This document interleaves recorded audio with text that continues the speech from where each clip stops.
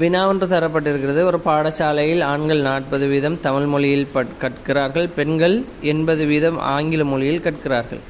மொத்த மாணவர்களின் விகிதம் 2:3 எனில் ஆங்கில மொழியில் கற்பவர்களுடைய வீதம் என்னங்கிறதான் கேள்வி. ரைட். அப்போ இப்படியான கேள்விகளை நாங்கள் அணுகும்போது எப்படி இதுக்கு ஈஸியாக விட காணலான்றதை பார்ப்போம்.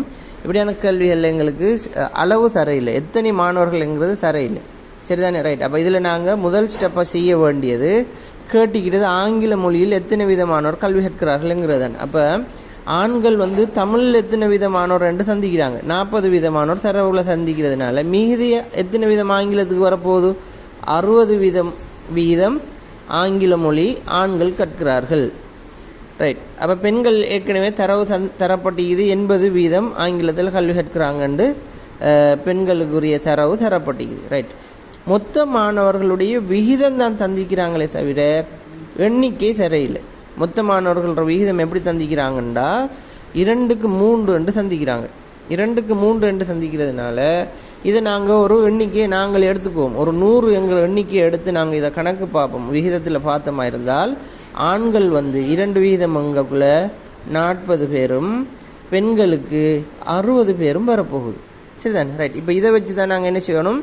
தரப்பட்டி நாங்கள் கண்டுகொண்ட ஆங்கிலத்தில் கல்வி கற்பவர்கள் என்று கண்டுகொண்ட இந்த வீதத்தை நாங்கள் பார்த்தோமா இருந்தால் எத்தனை வீதமான ஆண்கள் ஆண்களும் பெண்களும் சேர்ந்து ஆங்கில மொழியில் கற்கிறாங்கங்கிறத கண்டுபிடிச்சிடலாம். ரைட். முதலாவது பார்ப்போம். நாங்கள் ஆண்கள் 40 பேர் என்று கண்டோம் இல்லையா? ரைட். அதை 100ஆல் பிரிக்க போகிறோம். பிரித்து அதை நாங்கள் என்ன செய்ய போகிறோம்டா 60 வீதத்தால் பெருக்க போகிறோம். ரைட். அப்போ இதை எப்படி சிம்பிளிஃபை பண்ணலாம்? 2 பூஜ்ஜியத்தையும் வெட்டுவோம். வெட்டினமாக இருந்தால் 6 4 24. ரைட். அதே மாதிரி பெண்களுடைய எண்ணிக்கையை பார்த்தோமா இருந்தால் பெண்கள் 60 பேர். 60 100ஆல் பிரித்து 80 வீதத்தால் பெருக்க போகிறோம். ஓகே. ரைட். அப்போ இந்த பூஜ்ஜியத்தை இந்த பூஜ்ஜியம் இல்லாமல் செய்வோம், இந்த பூஜ்ஜியத்தை இந்த பூஜ்ஜியம் இல்லாமல் செஞ்சோம்டா 6 8 48 வரப்போகுது. சரிதானே? 48. ரைட். இப்போ இது ரெண்டையும் நாங்கள் கூட்டினமாக இருந்தால் 48ஐயும் 24ஐயும் நாங்கள் கூட்டினமாக இருந்தால் வரப்போகிற விட 72.